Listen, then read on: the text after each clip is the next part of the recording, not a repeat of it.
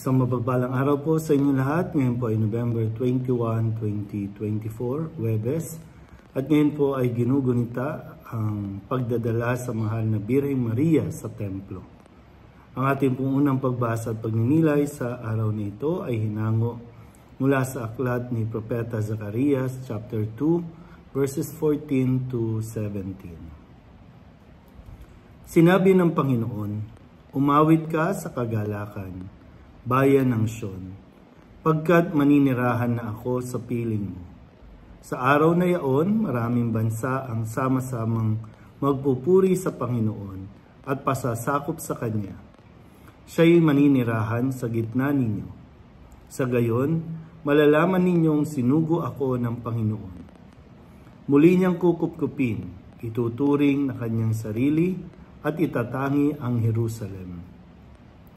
Manahimik sa harapan ng Panginoon ang lahat ng nilalang, pagkat siya'y tumindig mula sa Kanyang templo. Ang salita ng Diyos.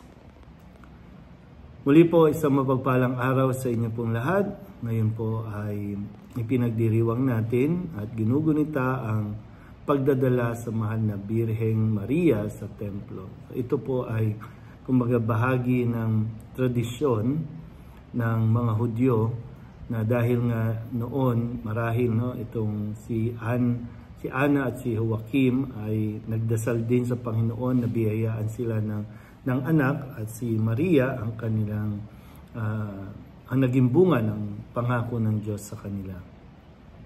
At bahagi din daw ng bagamat hindi ito nasusulat sa Biblia, pero bahagi ng tradisyon ng mga unang mga simbahan natin matagal na panahon na, kung saan ito po ay ipinagdiriwang, isang kapistahan na gunitain ang pagdadala din kay Maria, dahil lahat naman po ng mga anak ay dinadala ng mga magulang at inihahandog muli sa Diyos. So, ibang ang mga anak ay binigay ng Diyos sa mga magulang. Ang mga magulang ay iaalay naman ito sa templo.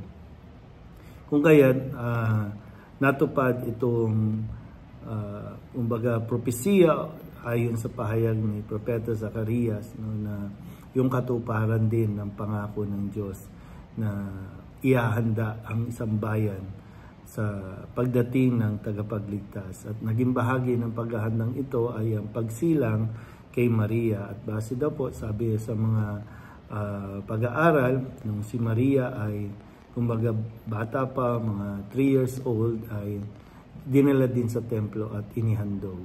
At doon po na nagsimula na yung pagkilos ng Espiritu Santo para si Maria.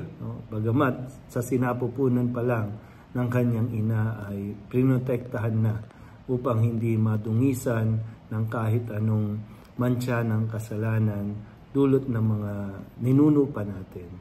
Kung kaya nang siya ay isilang, ay dinala din siya sa templo para ihandog sa Diyos at ihanda para sa pagdating ng anak ng Diyos na siyang pinili para maging ina ng anak ng Diyos.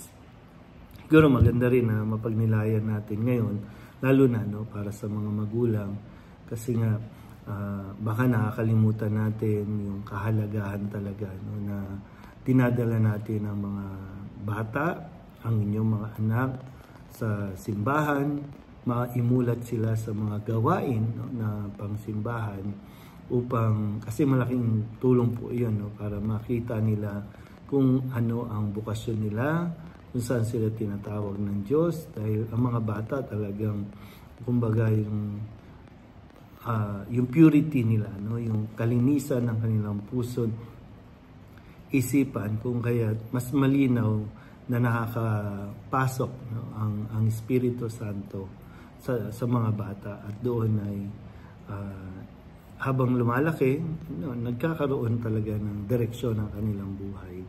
Kaya ngayon mapapansin natin bakit maraming bata habang lumalaki, nagbibinata, nagdadalaga, naliligaw ng landas.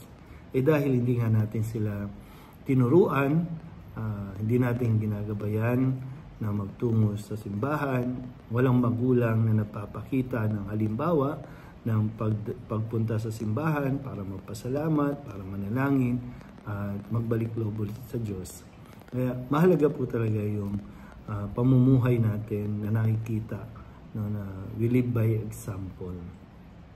Kaya nawa, sa tulong ng mahal na Birhen, na siya rin namang inihandog ng kanyang mga magulang sa templo, patuloy din nawa natin na matugunan ang pangangailangan ito na dalhin ang mga bata sa simbahan. Muli po, isang mapagpalang araw sa inyo po.